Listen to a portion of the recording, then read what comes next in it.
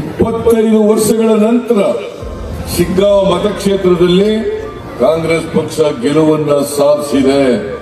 ಈ ಗೆಲುವು ನಮ್ಮ ಎಲ್ಲ ಪಕ್ಷದ ಮುಖಂಡರಿಗೆ, ಮಂತ್ರಿಗಳಿಗೆ, ಶಾಸಕರುಗಳಿಗೆ, ಕಾರ್ಯಕರ್ತರುಗಳಿಗೆ, ಮುಖಂಡರುಗಳಿಗೆ ಅವರೆಲ್ಲರ ಶ್ರಮದಿಂದ ಗೆದ್ದಿರ್ತಕ್ಕಂಥದ್ದು ಅಂತಕ್ಕಂಥದನ್ನ ನಾನು ಈ ಸಂದರ್ಭದಲ್ಲಿ ಹೇಳಲಿಕ್ಕೆ ಬಯಸ್ತಾ ಇದ್ದೇನೆ.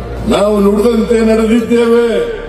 ಚುನಾವಣಾ ಪೂರ್ವದಲ್ಲಿ ಏನು 5 ಗ್ಯಾರಂಟಿಗಳನ್ನು ಘೋಷಣೆ ಮಾಡಿದ್ದೇವೆ, ಆ ಎಲ್ಲ ಘೋಷಣೆಗಳನ್ನು ಜಾರಿ ಮಾಡಿದ್ದೇವೆ.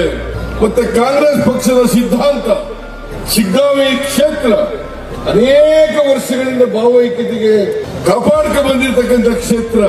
ಈ ಕ್ಷೇತ್ರದಲ್ಲಿ ಜನ ಜಾತಿ ನೋಡಲ್ಲ, ಅಭ್ಯರ್ಥಿ ಯಾವ ಧರ್ಮಕ್ಕೆ ಸೇರಿದ್ರು ಅಂತಕ್ಕಂಥದನ್ನು ನೋಡಲ್ಲ. ಕಾಂಗ್ರೆಸ್ ಪಕ್ಷದ ಸಿದ್ಧಾಂತವನ್ನ, ಕಾಂಗ್ರೆಸ್ ಪಕ್ಷದ ಕಾರ್ಯಕ್ರಮಗಳನ್ನ ನೋಡಿ ಓಟ್ ಹಾಕ್ತಾರೆ ಅಂತಕ್ಕಂಥ ಧೈರ್ಯದ ಮಾತುಗಳನ್ನು ನಾನು ಆಡ್ತಾ ಇದ್ದೆ.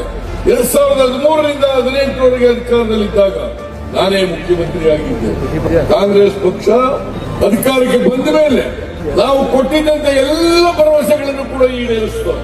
165 ಭರವಸೆಗಳನ್ನ ನಾವು ಜನರಿಗೆ ಕೊಟ್ಟಿದ್ದ ನಮ್ಮ ಪ್ರಣಾಳಿಕೆ ಮೂಲಕ 165 ಭರವಸೆಗಳಲ್ಲಿ 158 ಭರವಸೆಗಳನ್ನು ಈಡೇರಿಸುತ್ತೇವೆ. ಅನ್ನಭಾಗ್ಯ, ಕ್ಷೀರಭಾಗ್ಯ, ಕ್ಷೀರಧಾರೆ, ಕೃಷಿ ಭಾಗ್ಯ, ಮೈತ್ರಿ, ಮನಸ್ವಿನಿ, ಸೌಭಾಗ್ಯ, ಶಾದಿ ಭಾಗ್ಯ, ಪಶು ಭಾಗ್ಯ, ಇಂದಿರಾ ಕ್ಯಾಂಟೀನ್, ಸಾಲ ಮನ್ನಾ ಮಾಡದಂತು, ವಿದ್ಯಾಸಿರಿ, ಹೀಗೆ ಅನೇಕ ಕಾರ್ಯಕ್ರಮಗಳನ್ನು ನಾವು ಜಾರಿಗೆ ಕೊಟ್ಟಿದ್ದು.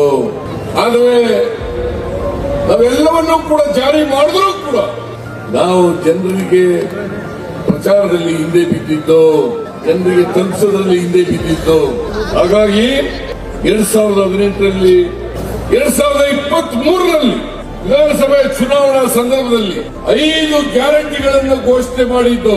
ಶಕ್ತಿ ಯೋಜನೆ, ಗೃಹ ಜ್ಯೋತಿ, ಗೃಹಲಕ್ಷ್ಮಿ, ಅನ್ನಭಾಗ್ಯ, ಗೃಹ ನಿಧಿ, ಹೀಗೆ 5 ಗ್ಯಾರಂಟಿಗಳನ್ನು ಘೋಷಣೆ ಮಾಡಿದ್ದು.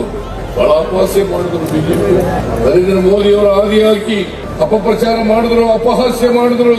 ಈ ಗ್ಯಾರಂಟಿ ಯೋಜನೆಗಳನ್ನ ಜಾರಿ ಮಾಡಿದ್ರೆ ಕರ್ನಾಟಕ ರಾಜ್ಯದ ಬೊಕ್ಕಸ ಖಾಲಿಯಾಗಿಬಿಡುತ್ತದೆ, ಅಭಿವೃದ್ಧಿ ಕೆಲಸಗಳಿಗೆ ಹಣ ಇರಲ್ಲ ಅಂತೇಳಿ ಅಪಪ್ರಚಾರವನ್ನ ಮಾಡಿದ್ರು. ಅದು ನಮ್ಮ ಗ್ಯಾರಂಟಿ ಯೋಜನೆಗೆ ವಿರುದ್ಧ ಇದ್ದದ್ದಲ್ಲ. ಯಾಕಂತಂದ್ರೆ ಈ ಎಲ್ಲ ಗ್ಯಾರಂಟಿ ಯೋಜನೆಗಳು ಕೂಡ ಎಲ್ಲ ಜಾತಿಯ, ಎಲ್ಲ ಧರ್ಮದ, ಎಲ್ಲ ಪಕ್ಷದ ಬಡವರಿಗೆ ಮಾಡ್ತಕ್ಕಂಥ ಕಾರ್ಯಕ್ರಮಗಳು.